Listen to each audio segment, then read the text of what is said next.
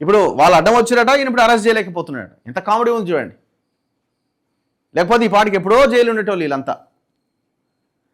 జైల్లో ఉండడం తర్వాత, జైలు ఉంటాడా అరెస్ట్ చేస్తారా తర్వాత విషయం. ఫస్ట్ వాళ్ళు తిన్నది కక్కిస్తామన్నారు. ఎంత కక్కిచ్చారో చెప్పండి.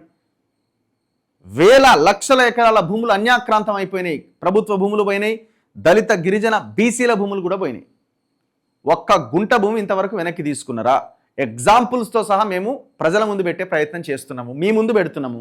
ఇంతవరకు ఒక్కదాని మీద యాక్షన్ లేదు. బీజేపీ బీఆర్ఎస్ల మధ్య చీకటి ఒప్పందం ఉన్నది. పట్టపగలు తిట్టుకుంటారు, రాత్రి కలుసుకుంటారు అని రేవంత్ రెడ్డి అన్నారు. అందులో మీరు కూడా ఉన్నారు. నేను ఎగ్జాంపుల్ చెప్పిన కదా. రంజిత్ రెడ్డి ఎంపీ ఎలక్షన్లకు ముందు డీల్ జరిగింది, 450 కోట్లు మరి జనార్దన్ రెడ్డి ఇంట్లో. నేను ఈ ప్రశ్నకు అవునా కాదా మీరు చెప్పాలా? లేకపోతే 27 ఎకరాల ప్రభుత్వ భూమి రంజిత్ రెడ్డికి ఎట్లా రాసిస్తారు? కేటీఆర్ రాసిచ్చిండు, మరి దీన్ని అడ్డుకొని మీరు వెనక్కి తీసుకోవాలి కదా. ఎందుకు తీసుకోవట్లే? వెస్టర్న్ కన్స్ట్రక్షన్స్ ఎందుకు తీసుకోవట్లే? అక్కడి నుంచి వంశీరామ్ బిల్డర్స్ దగ్గర నుంచి 30 ఎకరాలు ఎందుకు తీసుకోవట్లే? 4 కాంగ్రెస్ ఎమ్మెల్యేలు హైకోర్టులో కేసు వేసిన ఎందుకు వెనక్కి తీసుకోవట్లే? ఎందుకు చేతనైతే లేదు? పోయిన గవర్నమెంట్లో పర్మిషన్ వచ్చింది, నవీన్ మిట్టల్ అమయ్ కుమార్ కలిసి ఇచ్చారు కదా. ఎందుకు సాధ్యమైతే లేదు? ఇవన్నీ ఎగ్జాంపుల్స్ కదా.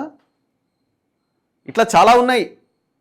ఇంక ఇటు ఏరియా మన మోకిలా ఇటు సైడ్ పోతే పెద్ద పెద్ద విల్లాలు కడుతున్నారు, 400-500 విల్లాలు కడుతున్నారు ఒక ఏరియాలో. మీ వాళ్ళే ఉన్నారు అందులో, చెప్పమంటారా?